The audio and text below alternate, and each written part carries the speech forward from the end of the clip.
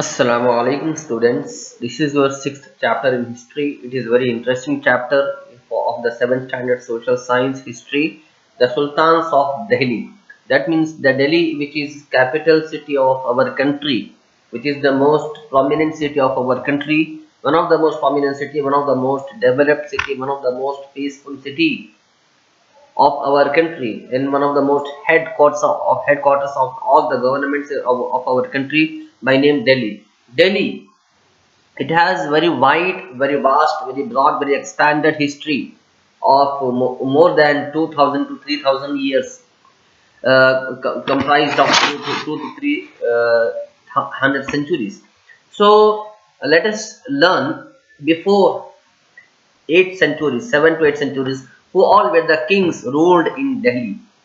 Okay, who all were the sultans, who all were the emperors, who all were the uh, rulers ruled in Delhi. There were many various and different rulers came into India, invaded on India, attacked on Delhi, and started their rule, started their government.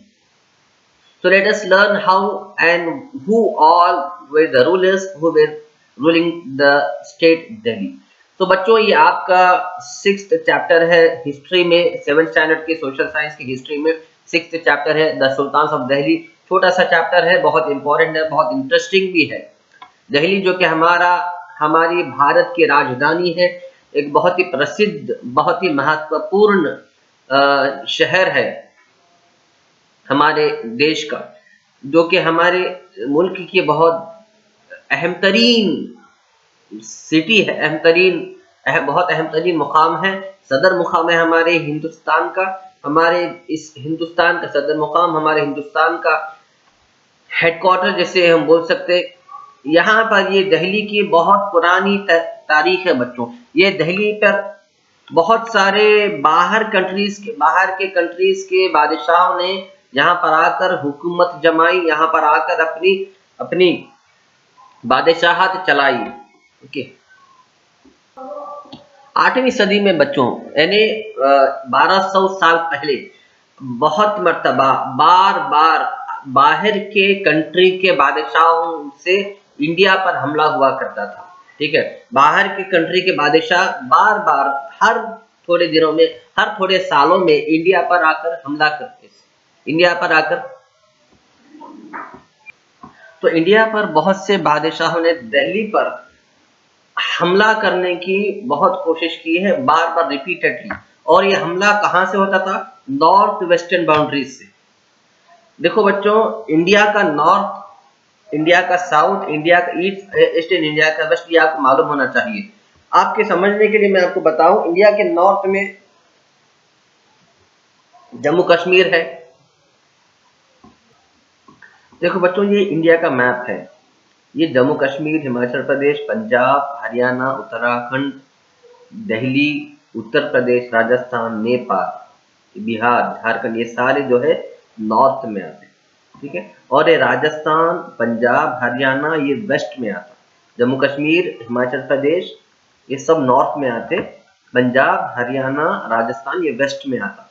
और ये सारा जितना ये right side का part है, बिहार है आपका, झारखंड है, वेस्ट बंगाल है, और आसाम है, मेघालय है, सिक्किम है, अरुणाचल प्रदेश है, नागालैंड है, मिजोरम है, ये सारे स्टेट्स इंडिया के ईस्ट में आते हैं। ठीक है, इंडिया के ईस्ट में। यहाँ पर अगर आप देखेंगे तो गुजरात है, महाराष्ट्र है, ये सारे वेस्ट में आते हैं।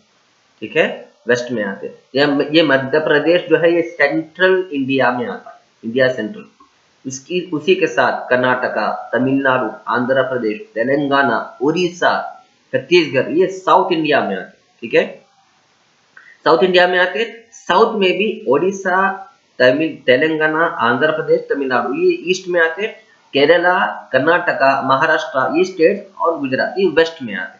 ठीक है, साउथ वेस्ट में आते। साउथ वेस्ट यानी साउथ, ये जो हिस्सा है इसे साउथ ईस्ट कहते हैं। साउथ में और ईस्ट में है ये जो पार्ट है महाराष्ट्र, कर्नाटक, ये साउथ में भी है और वेस्ट में भी, इसीलिए इसे साउथ वेस्ट कहते हैं। इसी तरह ये राजस्थान, ये पंजाब, ये वेस्ट में है और नॉर्थ में है, इसीलिए इसे नॉर्थ वेस्ट कहते हैं। इसीलिए इसे नॉर्थ वेस्ट स्टेट्स कहते हैं।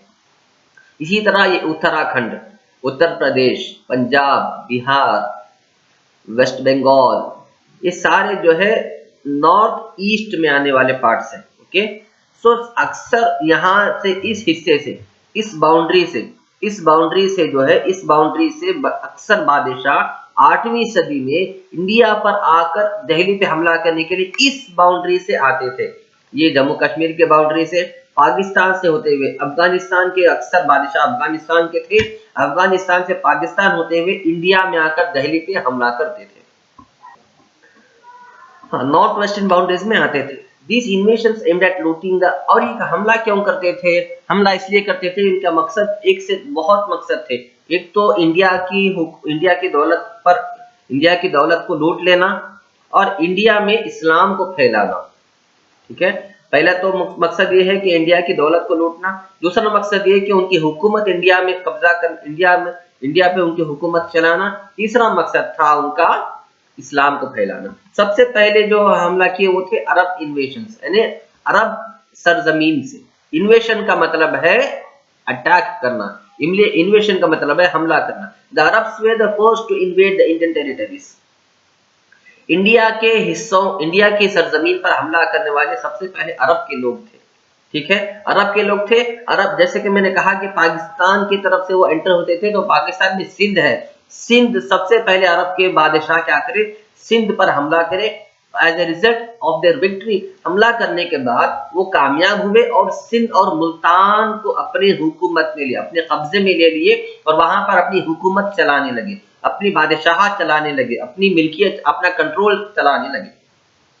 इससे हुआ क्या, इस्लाम फैलना शुरू हुआ। इसलिए पाकिस्तान के जरिए से इस्लाम हमारे इंडिया में आया, पाकिस्तान में इस्लाम फैला, इस्लाम ने अपनी जड़ों को मजबूत करना, इस्लाम के जड़ें मजबूत होना शुरू हुई। However, the Arab aggression soon decelerated, और बहुत जल्द अरब के बादशाहों की हुकूमत खत्म हो गई। उसके बाद तुर्की के बादशाह मोहम्मद गजनी, तुर्की का जो बादशाह था मोहम्मद गजनी, वो आके इंडिया पे हमला किया।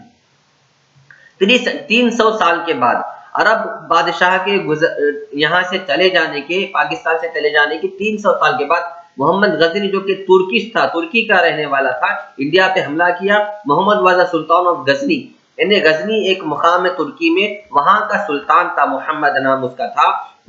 ए स्मॉल किंगडम इन अफगानिस्तान, अफगानिस्तान में छोटी सी हुकूमत है जिसका नाम, छोटा सा इलाका जिसका नाम गजनी है, वहां का ये बादशाह था। ये मोहम्मद गजनी जो है इंडिया पर 17 मरतबा हमला किया। कितने मरतबा? 17 टाइम्स, 17 मरतबा इसने हमला किया और बहुत सी दौलत उसने लूट के लेके गया। ठीक है, लूटने के बाद उसने बहुत से हिंदुओं के शहरों को, हिंदुओं के सिटीज को डिस्ट्रॉय किया और बहुत से टेम्पल्स को उसने तोड़ दिया। और जिस टेम्पलों को उसने तोड़ा, उसमें बहुत मशहूर टेम्पल श्री कृष्णा टेम्पल है, जो कि मथुरा में थी। उत्तर प्रदेश में मथुरा में जो टेम्पल थी श्री कृष्णा ने, वो टेम्पल को मोहम्मद गजनी ने तोड़ के गिरा दिया। इसी तरह सोमनाथ टेम्पल गुजरात में, वो उस टेम्पल को भी मोहम्मद गजनी ने मार गिरा दिया।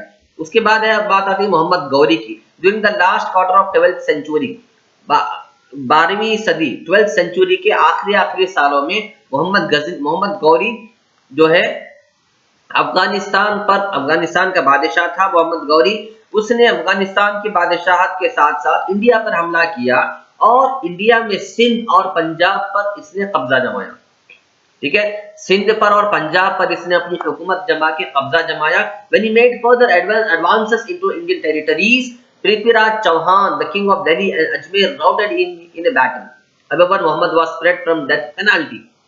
तो जब सिंध और पंजाब पर इसने कब्जा किया तो इसने सोचा कि और आगे बढ़कर इंडिया के और इलाकों पर हमला करें। इसलिए और जब वो आगे बढ़ा, दिल्ली पर हमला करने के लिए जब आगे बढ़ा, तो उस वक्त पृथ्वीराज चौहान दिल्ली का बादशाह था, दिल्ली पर हुकूमत कर रहा था। उसके साथ इसकी जंग हुई और पृथ्वीराज चौहान ने मोहम्मद गौरी को हराकर कब्जे में ले लिया, यानी कैद खाने में डालकर कुछ सालों के बाद उसे रिहा कर दिया, छोड़ दिया। ठीक है, मोहम्मद गौरी को हराकर छोड़ दिया।